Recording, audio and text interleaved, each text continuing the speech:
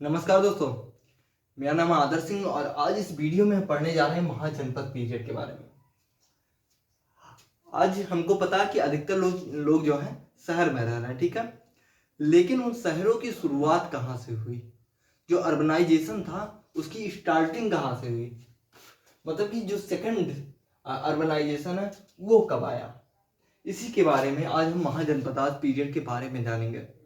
दोस्तों, महाजनपद का मतलब क्या होता है यह भी जानना सबसे पहले बहुत ही ज़्यादा इम्पोर्टेंट है।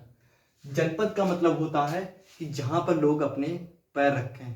जैसे कि मैं हो गया तो मैं जन हो गया, और मेरे जो पैर हो गए वो मेरे पद हो गए। मैं इस टाइम जहाँ पर भी अपने पैर रखा हूँ उसको कहेंगे जनपद या फिर मेरी डिस्ट्रिक्ट।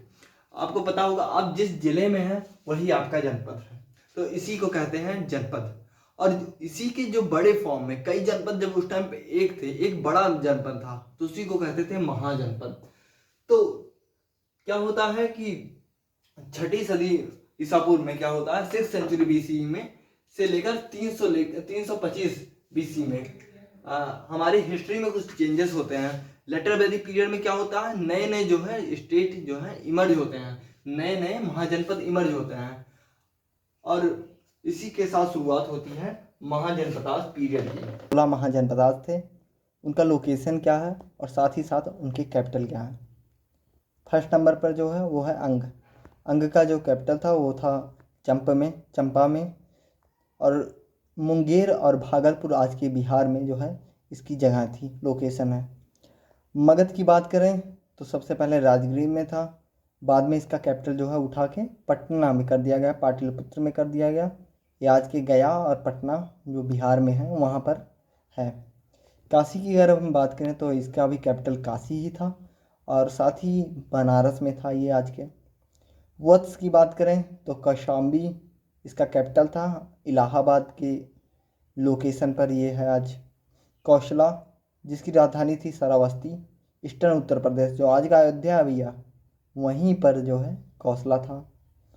सौरसेन की बात करें तो इसकी राजधानी थी वो मथुरा में थी। मथुरा मतलब कि उत्तर प्रदेश का यह भी पार्ट था।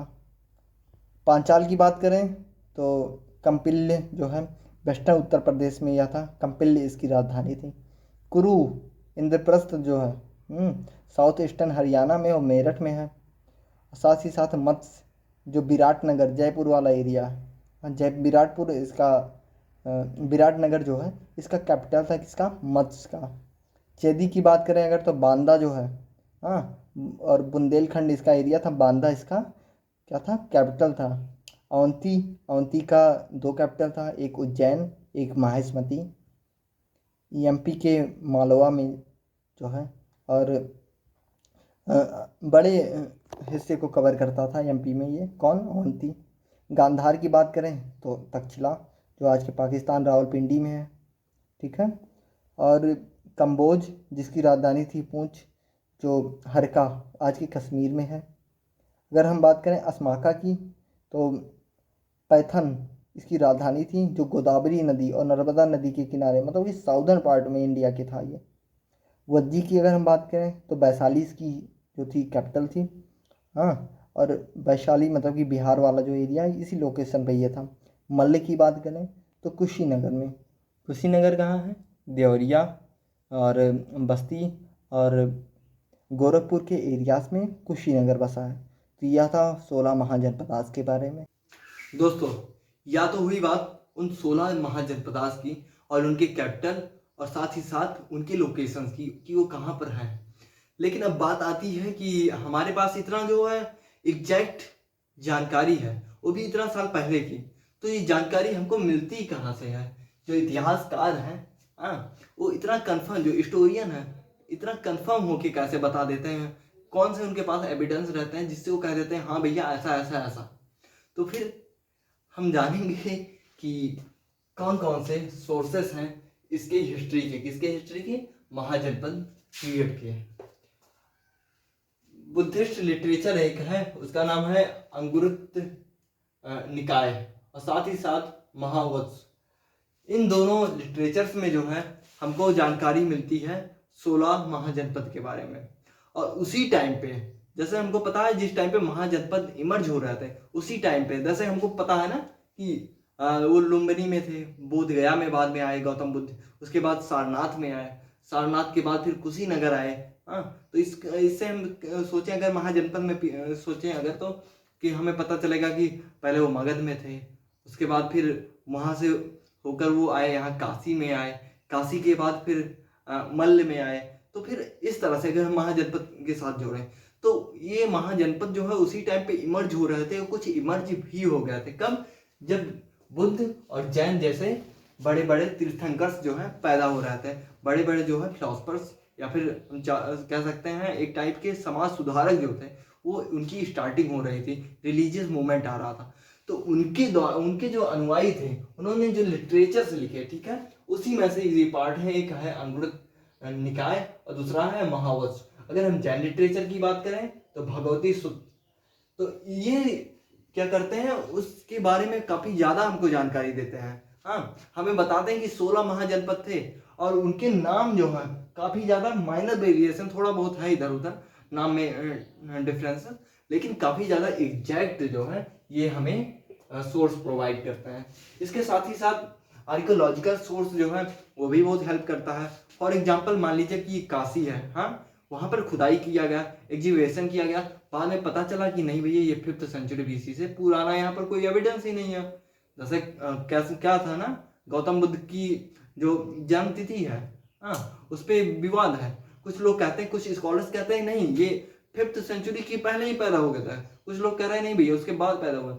तो यहाँ पर क्या हुआ, जब खुदाई हुई, जो स्टेट जो महाजनपद जो है गौतम बुद्ध से जुड़े हुए थे वहां पर खुदाई हुई, और खुदाई में हमको पता चला कि नहीं भैया ये जो महाजनपद है इससे पहले तो थे ही नहीं, तो गौतम बुद्ध कहाँ से आ गए? अगर स्टेट ही नहीं था तो उस चीज को कैसे गौतम बुद्ध के साथ रिलेट किया गया? तो इसी चीज से, इसी मतलब यही सब कुछ सोर्स है। तीसरे जो सोर्स की का हम नाम लिख देते हैं वो है आर्कियोलॉजिकल सोर्स, ठीक है। आर्कियोलॉजिकल जो सोर्स है उससे भी हमको बहुत ज्यादा जानकारी मिलती है, किसकी? हिस्ट्री के बारे में, कब के? महाजनपदास पीरियड के बारे में। ये तो हुआ सोर्स की बात। अब हम जानेंगे कि इन्हीं सोर्स से हमें यह भी पता चलता है कि उस टाइम पे 2 टाइप के स्टेट्स थे। जो महाजनपदास थे वो 2 तरह के थे। कैसे कैसे थे? एक तो मोनार्कियल थे, ठीक है, जहां पर राजशाही थी, राजा जो है सत्ता चलाता था। दूसरा था जो नॉन मोनार्कियल था, जहां पर रिपब्लिकन था, जहां पर गणतंत्र राज्य था वो पूरी तरीके से। वहां पर राज्य जो है वो वहां की जो जनता थी वो कहीं ना हद तक चलाती थी। लेकिन यहाँ पर क्या था, बड़े बड़े राजा जो थे वो इसको चला रहे थे। और उन राजाओं की अगर बात करें तो इनके पास एक अच्छे से अच्छे राजा हुआ करते थे। यही कारण है कि जो मोनार्कल स्टेट था, हाँ, वो नॉन मोनार्कल स्टेट से काफी ज्यादा आगे था, काफी ज्यादा। हम एग्जांपल दे सकते हैं, जैसे इसका हम ले सकते हैं मल्ल हो गया, कुरु हो गया, पांचाल हो गया, कंबोज, साक्य, अवधी, उतना ही फेमस नहीं है। लेकिन वही हम बात करें अंगास की, मगध की, काशी की, कौशला की, वत्स की, तो मत्स्य की, अवंती की, चिंदी की और गांधार की, तो ये काफी ज्यादा फेमस है इनके मुकाबले। क्यों? क्योंकि उनके राजा जो थे, पॉलिटी भैया जो होती है, पॉलिटी होती है ना, वो बेस होता है हर एक चीज का। इकोनॉमी का अलग होता है, सोसाइटी का अलग होता है। अगर पॉलिटी किसी की अच्छी है, अगर आपका राजा अच्छा है, जैसे अभी आपका प्रधानमंत्री अगर मान लीजिए अच्छा है, तो फिर आपके इकोनॉमिकल डेवलपमेंट के साथ सोशल डेवलपमेंट भी होगा सोसाइटी में। हाँ, ये नहीं कि भाई जनता जो है तरस रही है किसी चीज को और राजा जो है कोई चीज बोले ही ना, उसका जवाब ही ना दे, रिप्लाई ही ना दे, तो वहां पर क्या है कि आपकी इकोनॉमी अलग डाउन जाने वाली है, आपका सोशल व्यवस्था जो आपकी सामाजिक व्यवस्था वो अलग डाउन जाने वाली है। कुल मिला के यहाँ पर नुकसान ही होना है। इसलिए पॉलिटी बहुत इंपॉर्टेंट चीज होती है। और यहाँ पर ये मोनार्कल स्टेट जो थे, यहाँ पर राजशाही स्टेट जो थे, इनके राजा बहुत गजब गजब के राजा थे, वो गजब डेवलपमेंट की अपने टाइम पे। और इसी वजह से जो है मगध को आज हम पढ़ते हैं इतना डीपली, कौशला को आज हम पढ़ते हैं, काशी को इतना ज्यादा डीपली पढ़ते हैं। काशी जो बनारस का एरिया है, कौशला का मतलब कौशला की राजधानी क्या थी? श्रावस्ती। और यहाँ पर आता था क्या? गोंडा आता था, बहराइच आता था, श्रावस्ती आता था, फैजाबाद का एरिया आ गया, बस्ती का कुछ एरिया आ गया। हाँ, तो ये चीज था कौशला में। हाँ, और उसके बाद फिर मत्स्य हो गया, जो जयपुर के राजस्थान का एरिया, वहां पर भी काफी ज्यादा डेवलपमेंट हुआ। अवंती में काफी ज्यादा डेवलपमेंट हुआ। तो इस चीज को हम देख सकते हैं कि किस तरह से वहां पर जो है विकास हुआ। लेकिन जो नॉन मोनार्कल स्टेट थे, जो रिपब्लिकन थे, वहां पर नहीं, क्योंकि यहाँ पर क्या थी कि सत्ता कई लोगों के हाथों में थी। कोई एक आदमी उसका भैया डिसीजन नहीं ले रहा था, कई लोग मिलकर डिसीजन ले रहे थे। इसलिए यहाँ पर क्या हुआ, इकोनॉमी भी लो गई, सोशल सामाजिक व्यवस्था भी, सोसाइटी भी, दोनों डाउन हुई। इसलिए हमने बताया कि पॉलिटी जो होती है सबसे इंपॉर्टेंट सोर्स होता है कहीं का भी, चाहे अभी आप प्रेजेंट ले लीजिए या पास्ट ले लीजिए, बिना पॉलिटी अच्छी हुए ना हम इकोनॉमी अपनी अच्छी कर सकते हैं, ना हम अपनी सोशल सामाजिक व्यवस्था अच्छी कर सकते हैं। समाज में मान लीजिए बहुत ज्यादा लोग हैं, लेकिन हमारे यहाँ अगर पॉलिटी जो हमारा पॉलिटिशियन है वो अच्छा नहीं है, जैसे भारत में पॉपुलेशन जो है अधिक है, और वहीं अगर पॉलिटिशियन खराब हो जाए, मैं ये नहीं कहूंगा कि अभी कोई खराब है या अच्छा है, ठीक है, ये आपके ऊपर डिसीजन है, लेकिन अगर भारत में मान लीजिए कि कोई खराब हो जाए, हाँ, तो वहां पर क्या है, आपकी सारी सोशल जो पावर है वो डाउन हो जाएगी, आपकी इकोनॉमी भी डाउन हो जाएगी। क्यों? क्योंकि वहां पर चीजों का नियंत्रण नहीं रहेगा, किस चीज को किस तरह से चलाना है। तो यही चीज है भैया, हाँ, महाजनपद पीरियड में भी यही चीजें मैटर करती थी, यही यही बातें थी जो थी वही हमारा इतिहास बनाई है। दोस्तों, अब हम जानेंगे कि कौन कौन सी ऐसी परिस्थितियां थी, कौन कौन से ऐसे कंडीशंस थे जिसकी वजह से इतनी लार्ज स्टेट जो है, इतने बड़े बड़े महाजनपद जो है इमर्ज हुए, कब, 6th सेंचुरी BC के लगभग। और हमको पता है कि उस टाइम पे क्या था, उससे पहले लेटर वैदिक पीरियड में क्या था कि अधिकतर जो है ट्रिबल एरियाज होती थी, हाँ, जनजातीय एरिया होती थी। उन जनजाति जो एरियाज थे, क्षेत्र थे, वो सब एक हो गए और एक होकर धीरे धीरे जो है जनपद बनाए, और उसके बाद वहां से महाजनपद की शुरुआत हुई। तो कौन कौन से कारण थे, तो ये हम देखते हैं। सबसे पहले हमको पता है कि 6th सेंचुरी BC में कुछ चेंजेस होते हैं। उससे पहले इंसान जहां ब्रॉन्ज और कॉपर ही इस्तेमाल कर रहा था, लेकिन 6th सेंचुरी BC में क्या होता है, आयरन की खोज हो जाती है, और बहुत ही इंपॉर्टेंट मिनरल ये बन जाता है, सोर्स बन जाता है किसका, हमारे इतिहास को नए तरीके से रचने में। आयरन में तो हमको क्या हुआ कि नए नए तरीके से वेपन्स बनाना सीखे। कौन, हमारे जो दादा परदादा थे भाई, उन्होंने क्या सीखा उस टाइम पे 6th सेंचुरी BC में जो लोग थे, उन्होंने क्या सीखा कि कैसे वेपन्स बनाए जाएंगे। और वेपन कब बनेगा, जब मार होगा, जब लड़ाई होगी, मिलिट्री जिससे क्या हुई और पावरफुल हो गई। स्टेट इमर्ज हो रहे थे, स्टेट जो ट्रिबल लोग थे उनके पास जब वेपन आ गया तो और ज्यादा पावरफुल हो गए, वो एक जगह से दूसरे जगह पर जाने लगे, जीतने लगे लोगों को। और एग्रीकल्चर क्या हुआ, एग्रीकल्चरल टूल जो है उससे आयरन से बनाए गए एग्रीकल्चरल टूल, और उसकी वजह से एग्रीकल्चर बहुत ज्यादा सरप्लस हो गया। एग्रीकल्चर जो है बढ़ गया। इससे पहले जहां लोग भैया कोई शिकार कर रहा है, कोई गैदरिंग कर रहा है, हंटिंग और गैदरिंग जैसी चीजों से एग्रीकल्चर बहुत तेजी से सरप्लस होना चालू हो गया। तो तीसरी चीज हुई वो इमरजेंसी हुआ अदर क्लासेस का, मतलब कि लोहार जैसे क्लासेस इमर्ज हुए, जो लोहे को पीट पीट के भैया उसमें नया चीज बना देते थे, एक लोहे के छड़ को तलवार में बदल देते थे। तो ऐसी ऐसी चीजें हुई।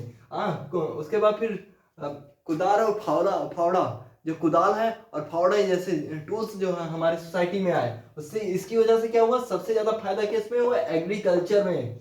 एग्रीकल्चर क्या हुआ, सरप्लस हो गया। क्यों? क्योंकि हमने बताया कि टूल्स का इस्तेमाल किया गया। एग्रीकल्चरल जो टूल्स थे उनका बहुत ज्यादा इस्तेमाल किया करता। उससे पहले क्या करते थे भैया, बोन्स जो होते थे, जानवर के बोन्स हो गए या फिर लकड़ी के हो गए, उससे जुताई करते थे। वो बेकार कहाँ चलेगा, इस जमीन में भैया लकड़ी थोड़ी चल पाएगी अच्छे से, हड्डी थोड़ी चल पाएगी, ये जमीन तो उसको सड़ा देता है। तो वहां जरूरत थी किसी एक मजबूत चीज की, और मजबूत चीज की तो खोज हो गई, लोहा। तो आयरन जो है वो आया और उसकी वजह से एग्रीकल्चर काफी ज्यादा सरप्लस हुआ। अब अगर किसी भी सोसाइटी में एग्रीकल्चर अगर सरप्लस हुआ तब क्या होगा, सरप्लस होगा तो वहां पर इमर्ज होगा अर्बनाइजेशन। अर्बनाइजेशन मतलब शहरीकरण आएगा। अगर ज्यादा खेती बढ़ी और खाने वाले कम लोग हैं और ज्यादा रखने के लिए है, तो वहीं पर क्या होगा कि कुछ ऐसे लोग रहेंगे जो खेती को छोड़ के अदर वर्क्स पे आ जाएंगे। तो उसी वजह से क्या हुआ कि जो राजा थे, महाराजा थे, उन्होंने क्या किया, मिलिट्री बनाना चालू किया, और मिलिट्री को काफी ज्यादा सपोर्ट मिला इस एग्रीकल्चर से। ये एग्रीकल्चर जो था उसी की वजह से मिलिट्री स्ट्रांग हो गई, क्योंकि जो लोग थे, जो मिलिट्री में लोग थे, उनको अब खेती नहीं करना था। क्यों? खेती करने वाले कोई और हो गए। वो खेती करके जो उसका सरप्लस है, जो अधिक हो रही है, बहुतायत खेती हो रही है, उसके अनाज को जो है शहरों में भेज रहे हैं, और उसी को जो है राजा क्या करता था, मिलिट्री को देने लगा। इससे क्या हुआ, स्टेट को, जो राज्य था, महाजनपद था, और साथ ही साथ राजा को काफी ज्यादा मजबूती मिली एग्रीकल्चर से। तो शुरुआत हुई आयरन से, एक टूल से, उसके बाद फिर आया एग्रीकल्चर पे, और उसी टाइप पे जो ये 16 महाजनपदास है भैया, ये अधिकतर किसी न किसी एक बड़े रिवर के किनारे हैं। और इन रिवर्स से क्या हुआ, ट्रांसपोर्टेशन को सपोर्ट मिला। कोई भी चीज अगर पैदा होता तो इजीली एक जगह से दूसरी जगह ले जाया जाता था। हाँ, खेती अगर पैदा हुआ, यहाँ बच्चा पैदा होने की बात नहीं हो रहा, यहाँ हो रहा मतलब खेती में अनाज ज्यादा पैदा हुआ, तो फिर उसको क्या हुआ, गांव से उठा के शहर में आसानी से ले जाया जा सकता था रिवर से।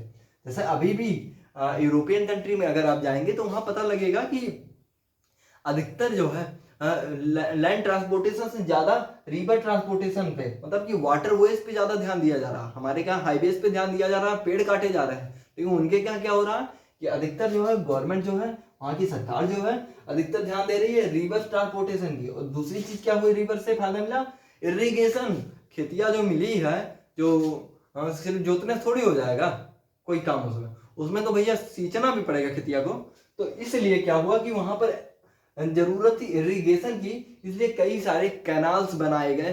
जो वहाँ की गवर्नमेंट हुआ करती थी उस टाइम पे, मतलब कि गवर्नमेंट ही उसको हम कह सकते हैं, जो वहाँ के राजा महाराजा हुआ करते थे, उन्होंने क्या किया, इरिगेशन की जाल बिछाने, मतलब कि कैनाल्स के जाल बिछाने चालू किए, जिससे की वजह से इरिगेशन से एग्रीकल्चर को काफी ज्यादा सपोर्ट मिला। कुल मिला के यहाँ बात है एग्रीकल्चर के इर्द गिर्द घूमेगी, एग्रीकल्चर और आयरन पे, और साथ ही साथ लैंड, इसमें भी वही हो गया, मिनरल्स का फाउंड हुआ। अधिकतर जगह पे फॉरेस्ट थे, तो एग्रीकल्चर जो ये टूल्स मिल गए ना, ये क्या किया, फॉरेस्ट को क्लियर करने में आसानी हो गई।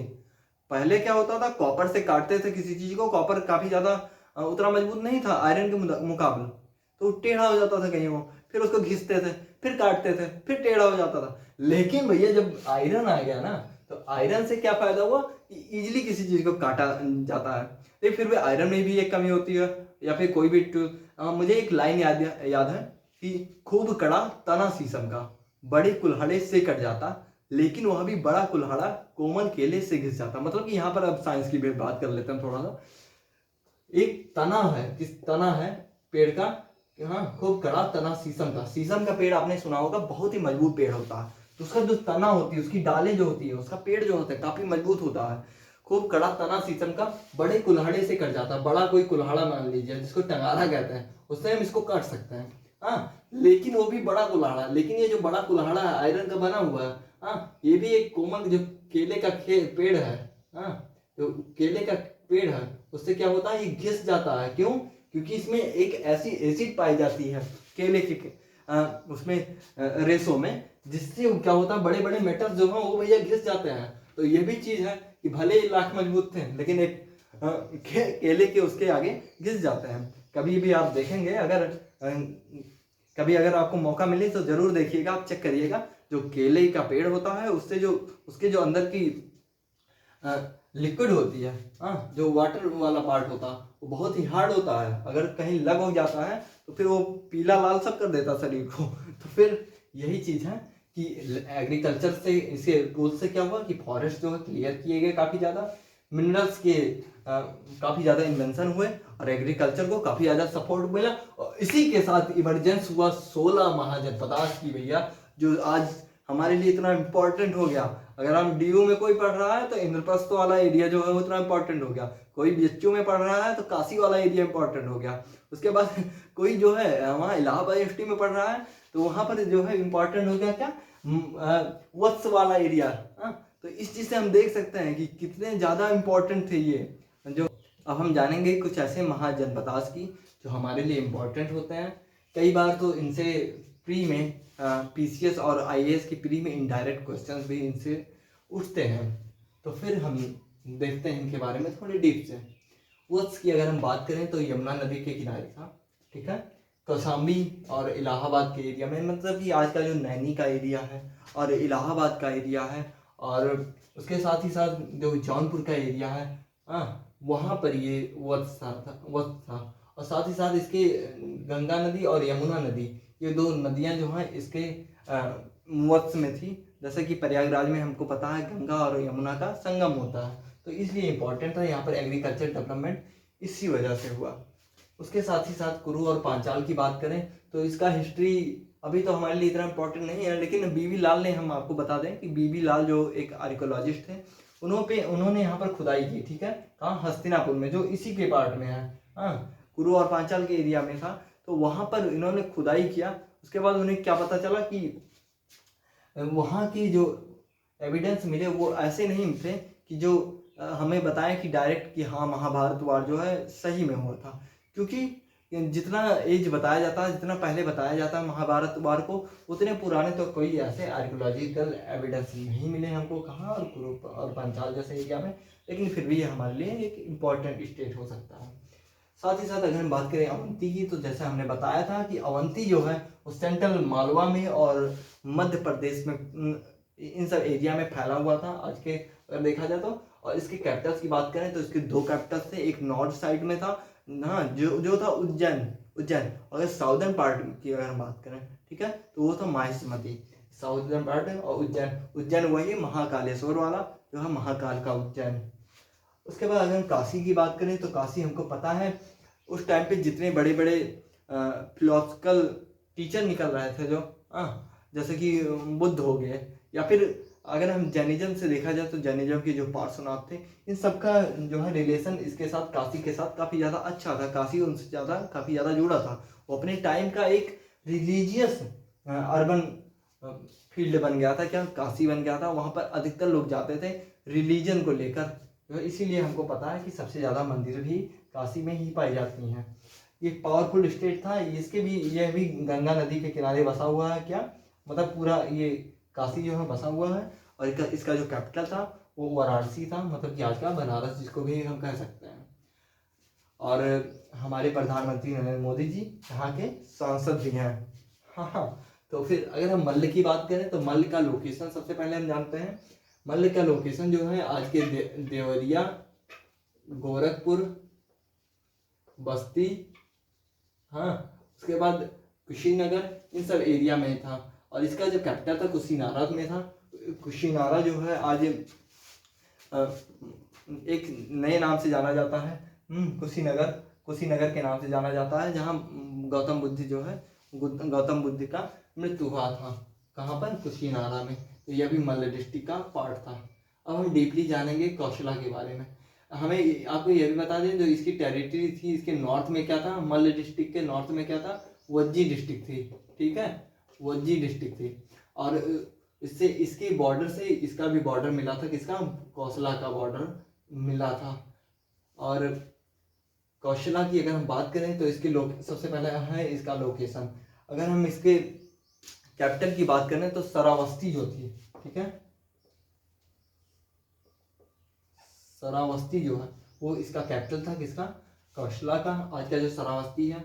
और इसमें स्टेट आते थे, जैसे हो गया बलरामपुर हो गया, उसके बाद फिर श्रावस्ती हो गया, गोंडा हो गया, बहराइच हो गया, आज का फैजाबाद जो एक इम्पॉर्टेंट चीज़ था। और इसी कौशला में जो है आता था इसका पहले का जो है एक इम्पॉर्टेंट जगह जिसका नाम है अयोध्या, ठीक है, अभी भी इम्पॉर्टेंट है अयोध्या। यह माना जाता है कि प्रभु श्री रामचंद्र का जो है यहाँ पर जन्म हुआ, जो और रामायण से इसको रिलेट करते हैं हम।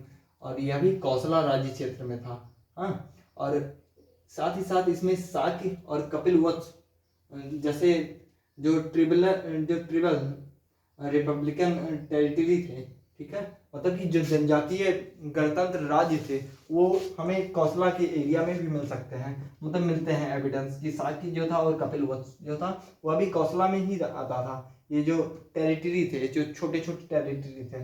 इसका कैपिटल क्या था, इसका कैपिटल जो है पिपरावा में था, जो बस्ती जिला में है, बस्ती उत्तर प्रदेश में है, ठीक है। तो यह था कुछ इम्पोर्टेंट महाजनपद के बारे में। अब हम डीपली जानेंगे किसके बारे में, मगध के बारे में, कि मगध की शुरुआत कैसे हुई और मगध इतना ज़्यादा आगे कैसे गया। अब हम पढ़ेंगे मगध के बारे में और जानेंगे कि ये जो मगध था 16 महाजनपद का यह भी एक पार्ट था, लेकिन इतना ज़्यादा ये सक्सेस कैसे हो गया, इतना ज़्यादा ये आगे कैसे बढ़ गया, वहीं और जो महाजनपद थे वो इससे पीछे कैसे हो गए। साथ ही साथ हम महाजनपदों में से इस मगध के बारे में थोड़ा ब्रीफ से जानेंगे। तो फिर जैसा पता है ये बहुत इम्पोर्टेंट है, तो फिर चलिए शुरू करते हैं। सबसे पहला है कि रिचेस्ट आयरन डिपॉजिट। जैसा हमने बताया था कि कौन कौन से कारण थे जिसकी वजह से महाजनपदार्थ जो है वो उभरे थे। लेकिन अगर हम मगध की बात करें तो मगध जो है इसका जगह ऐसा था, जैसे कि हमको पता है कि ये हमारा इंडिया है प्यारा, ठीक है, और ये हमारा area of the Uttar Pradesh, Bihar और झारखंड। तो ये एरिया था मगध का, ठीक है, ये एरिया था मगध का। और मगध में क्या था, मगध में ही आज का जो झारखंड है वह आता था। झारखंड हमको पता है आयरन डिपॉजिट के लिए बहुत ज़्यादा फेमस है। तो इस वजह से क्या हुआ, यहाँ पर तो आयरन की तो पूरी भरमार थी। तो इसी आयरन का इस्तेमाल करके जो है लोगों ने क्या हुआ, नए नए आयरन टूल्स बनाए और वेपन बनाए। इसीलिए जो है मगध सबसे ज़्यादा इम्पोर्टेंट हो गया। लेकिन और जो अंपायर थे उनको क्या करना था, आयरन लेना पड़ता था। किससे? मगध से लेना पड़ता था। हाँ, मगध आके लोग ले जाते थे आयरन्स को, उससे टूल्स बनाते थे। लेकिन मगध में क्या था, इतना ज़्यादा अमाउंट में, इतना ज़्यादा टूल्स वो था, आयरन डिपॉजिट था कि इसको तो किसी की ज़रूरत ही नहीं थी भैया। इस वजह से यहाँ से स्टार्टिंग हुआ मिलिट्री की मजबूती और साथ ही साथ एग्रीकल्चर में इन्हेंसमेंट, सरप्लस होना चालू हुआ। साथ ही साथ इसको गॉड गिफ्टेड जो प्लेस मिला था, हाँ, जेनेटिक जो प्लेन था वो सॉरी गंगेटिक प्लेन जो था। गंगेटिक प्लेन मतलब कि जो गंगा का एरिया है, हमको पता है ये जो बिहार है, ठीक है, ये जो बिहार है इसको दो पार्ट में गंगा नदी डिवाइड कर देती है, एक नॉर्दर्न बिहार, एक साउदर्न बिहार, ठीक है। तो गंगा नदी यहाँ से बहती थी और कई नदियां यहाँ पर जाकर मिलती थी। तो इससे क्या हुआ, ट्रांसपोर्टेशन में तो फायदा हुआ ही, हाँ, ट्रांसपोर्ट से इजिली इधर उधर तो लोग जा ही सकते थे। साथ ही साथ जो है एग्रीकल्चर काफी ज्यादा इसको फायदा हुआ। और हमको पता है ये जो पूरा एरिया था ना, एग्रीकल्चर के लिए बहुत अच्छा था। अलूवियल सॉइल यहाँ पाया जाता था। अलूवियल सॉइल जो होता है वो गेहूं के लिए, धान के लिए एक बहुत अच्छा सॉइल माना जाता है। हमको पता है कि यहाँ पर इसके बगल में है पंजाब, हरियाणा और दिल्ली जैसे एरिया में। तो यहाँ पंजाब हरियाणा में इसीलिए तो एग्रीकल्चर ज़्यादा अच्छा है। क्यों? क्योंकि यहाँ पूरा अलूवियल सॉइल है भैया, पूरी तरीके से अलूवियल सॉइल है। कहाँ पर? यहाँ पर नॉर्दर्न इंडिया में। और वही अलूवियल सॉइल जो था यहाँ भी था, कहाँ? मगध में। लेकिन इसके साथ ही साथ जो गंगा नदी थी, बहुत गजब योगदान इसने प्ले किया, बहुत गजब रोल प्ले किया एग्रीकल्चर की डेवलपमेंट में। जैसे हमने बात किया ट्रांसपोर्ट में, हाँ, उस टाइम पे जो इनकी मिलिट्री में अगर हम बात कर लें, जो मिलिट्री में नेवी भी थी, तो नेवी जो है यहाँ गंगा नदी में रहती थी, इनकी ट्रांसपोर्ट देखती थी। और इस तरह हम देख सकते हैं कितना मजबूत था उस टाइम पे। यहाँ पर नेवी के भी एविडेंस मिलते हैं।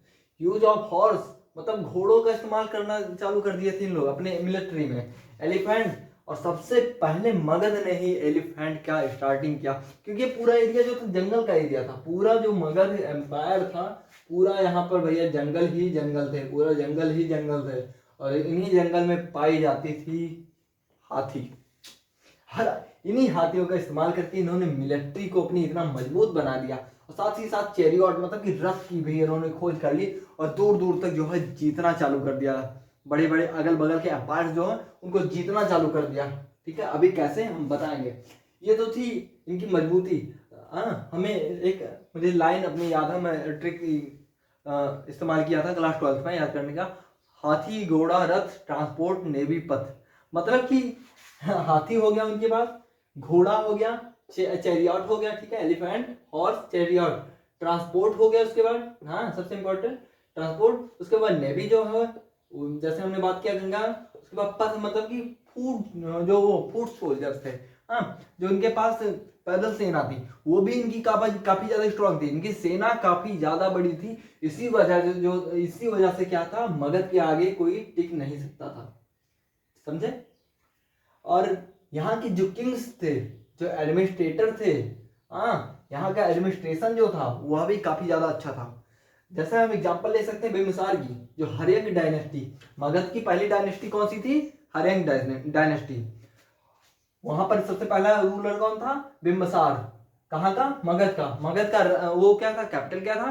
राजगृह, ठीक है, पहले राजगृह था, बाद में क्या हुआ, पाटलिपुत्र हो गया। किसके टाइम पे, उदयन के टाइम पे ट्रांसफर हो गया। उदयन कौन था, इनका बिंबिसार का पुत्र जो था अजातशत्रु, जिसने इनको मार दिया था बिंबिसार को। उसके बाद अजातशत्रु के बाद उनका पुत्र उदयन जो है शासन करने लगा। उदयन ने चेंज कर दिया अपना कैपिटल। उसको लगा कि भैया ये जो राजगृह वाला एरिया है ये प्रोटेक्टिव नहीं है, यहाँ पर कभी भी दिक्कत हो सकता है। तो उसने उस कैपिटल को उठा के पाटलिपुत्र में कर दिया। पाटलिपुत्र काफी ज्यादा सुरक्षित था। अब क्या हुआ, इसका कैपिटल भी सेफ हो गया, और अगर कहीं का कैपिटल सेफ हुआ तो पूरा अंपायर सेफ हो गया। इसी के साथ इमरजेंस होता है मगध अंपायर का, जो महाजनपद से एक बड़े अंपायर में चेंज हो जाता है। सबसे पहले हर्यंक डायनेस्टी आती है, वहां पर रूल करती है। बिंबिसार जो थे अपने आइडियाज लगाते थे। बिंबिसार क्या करते थे, खूब सारी शादियां करते थे भैया। हाँ, कई शादियां करे, जैसे कि कौशला राज्य क्षेत्र में शादी किया उन्होंने। हाँ, और कौशल की जो एक राजकुमारी थी उनसे शादी कर लिया। बाद में उनके जो है पिता जब एक्सपायर हो गए तो वहां भी ये कौशल राज्य क्षेत्र को भी अपना बना लिए, मगध में ही हो गया। उसके साथ ही साथ बनारस जो है, वाराणसी जो है, काशी जो है, वहां पर भी इन्होंने शादी किया। तो शादी कर करके भैया लोगों को एक कर लिए, और एक करने से इनको पता था कि अब जीजा हो जाएंगे, हाँ दामाद हो जाएंगे, किसी के जीजा हो जाएंगे तो मुझको कोई मारेगा नहीं, क्योंकि हमारे यहाँ काफी ज्यादा रिस्पेक्ट किया जाता है दामाद जैसे चीजों का, दामादों का मतलब।